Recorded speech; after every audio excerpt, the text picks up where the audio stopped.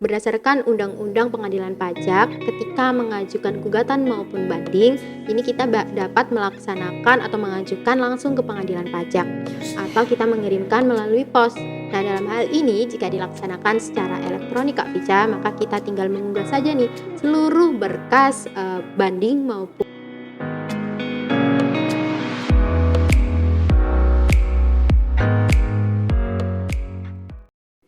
Halo Sobat Smart, berjumpa lagi bersama saya di Smart Podcast.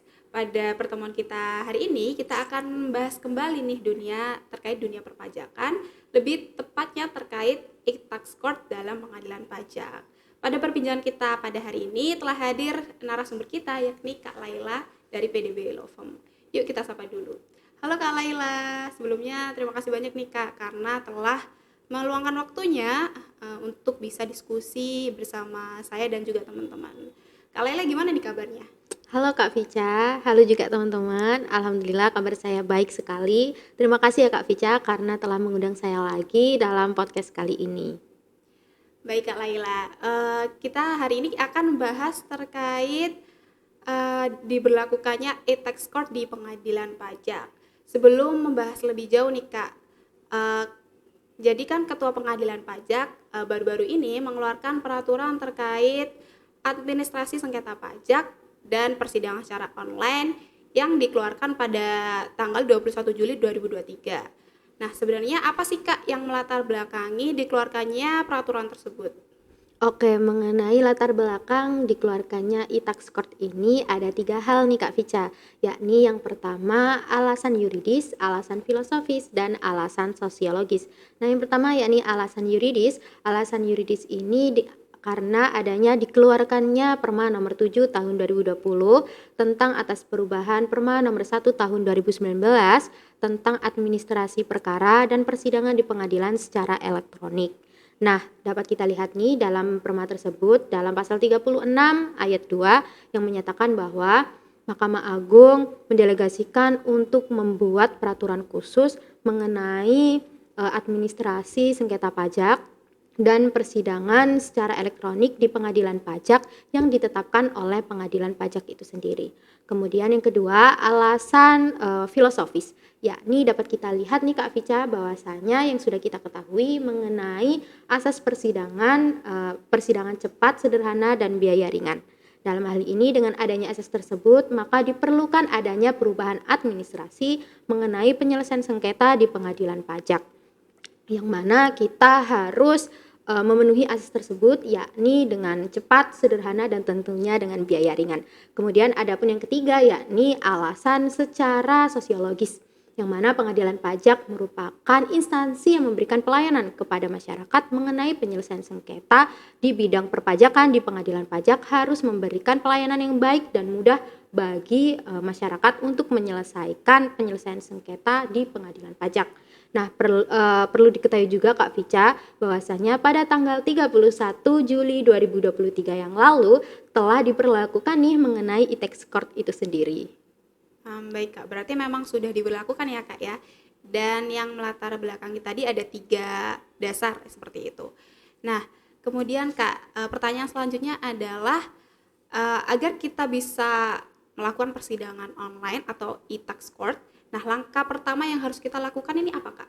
Nah, dalam hal agar kita dapat melaksanakan persidangan perkara perpajakan di pengadilan pajak secara elektronik Kak Vica, ada hal-hal yang harus kita lakukan nih Kak Vica, yakni wajib pajak, penanggung pajak, atau kuasa hukum harus mengajukan pendaftaran akun secara elektronik sebagai pemohon terdaftar.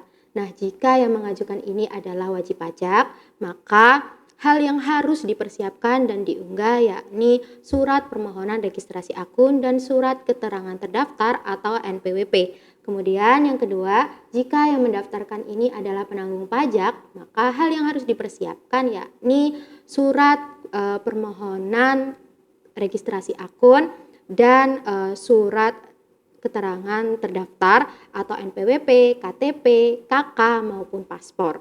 Kemudian yang ketiga, jika yang mendaftarkan ini adalah kuasa hukum, maka hal yang harus dipersiapkan yakni surat permohonan registrasi akun dan surat izin menjadi kuasa hukum. Nah, dalam hal ini teman-teman agar dapat mendapatkan formulir itu, teman-teman dapat mengunduh di sistem e-tax court itu sendiri. Kemudian teman-teman mengisi, setelah diisi diberikan tanda tangan, kemudian diunggah kembali dengan format PDF. Seperti itu Kak Vica. Oh, baik, Kak. Lalu pertanyaan ketiga atau pertanyaan selanjutnya, yakni setahu saya dalam pengadilan pajak atau sengketa pajak itu ada dua, Kak, ya. Ada banding dan juga gugatan. Nah, dalam kaitannya e-tax court ini, apakah pengajuan atau prosedur pengajuannya itu apakah sama atau berbeda, Kak? Mengenai hal ini Kak Vica, bahwasanya berdasarkan Undang-Undang Pengadilan Pajak, ketika mengajukan gugatan maupun banding, ini kita dapat melaksanakan atau mengajukan langsung ke pengadilan pajak atau kita mengirimkan melalui pos. Nah, dalam hal ini jika dilaksanakan secara elektronik Kak Vica, maka kita tinggal mengunggah saja nih seluruh berkas banding maupun gugatan ke sistem e-tax court itu sendiri. Nah, kemudian jika yang mengajukan ini adalah wajib pajak atau penanggung pajak, maka langsung saja menggunakan akun wajib pajak atau penanggung pajak itu sendiri. Namun jika hal ini diajukan oleh kuasa hukum, maka kita menggunakan akun kuasa hukum dengan syarat melampirkan surat kuasa yang diberikan wajib pajak atau penanggung pajak. Nah, perlu diketahui juga nih Kak Vica, bahwasanya jika kita hendak melakukan pencabutan permohonan pengajuan banding maupun gugatan, hal ini kita juga tinggal langsung mengupload aja di e-tax court itu dengan mengajukan permohonan pencabutan. Namun dalam hal ini tidak dapat diajukan kembali ya teman-teman. Baik, Kak. Berarti intinya kalau kita mencabut sengketa yang kita ajukan, berarti nantinya tidak bisa kita ajukan kembali ya, Kak, ya? Iya benar. Pertanyaan selanjutnya yakni terkait jika kita mengajukan e-tax court atau persidangan secara online, apakah masih dimungkinkan di persidangan selanjutnya itu diadakan secara tatap muka atau secara offline? Oke, jadi intinya begini Kak Vica, jika kita mengajukan melalui e-tax court, berarti otomatis persidangan dilaksanakan secara elektronik. Namun dalam hal ini memungkinkan meskipun kita pengajuannya melalui e-tax court, ini dilaksanakan secara tatap muka Kak Vica. Hal ini jika hakim menghendaki karena efektivitas pemeriksaan. Jadi hal tersebut memungkinkan ya Kak Vica, meskipun pengajuannya secara e-tax court, kita bisa melaksanakan persidangan secara tatap muka seperti itu. Baik, Kak Laila. Ini pertanyaan terakhir nih, Kak. Lalu bagaimana pembacaan putusan terhadap persidangan online di pengadilan pajak nih, Kak? Oke, mengenai pembacaan putusan nih Kak Vica, sedikit berbeda dengan persidangan di pengadilan negeri yang dilaksanakan secara elektronik. Kalau di pengadilan negeri itu kan secara elektronik pembacaannya tetap harus dihadiri oleh para pihak, ya kan?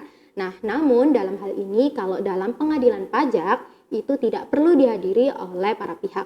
Dalam hal ini yang mana panitera pengganti akan mengirimkan mengenai pemberitahuan pengucapan putusan kepada para pihak melalui akun para pihak.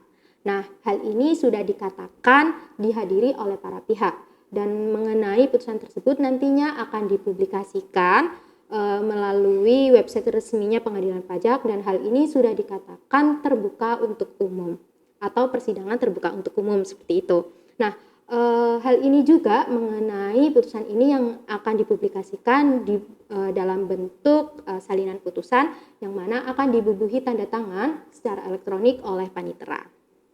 Baik, Kak Laila, berarti dengan adanya e-tax court ini dapat mempermudah bagi wajib pajak yang mungkin nantinya ingin mengajukan sengketa ke pengadilan pajak, begitu ya, Kak, ya?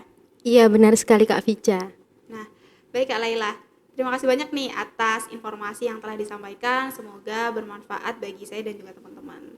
Nah, buat teman-teman yang memang ingin mengajukan sengketa pajak melalui e-tax court atau persidangan online, maka hal yang pertama yang harus dilakukan adalah dengan melakukan registrasi akun terlebih dahulu, baik itu sebagai wajib pajak, penanggung, ataupun kuasa hukum. Baik, sekian podcast kita pada hari ini. Semoga bermanfaat dan sampai jumpa di video berikutnya.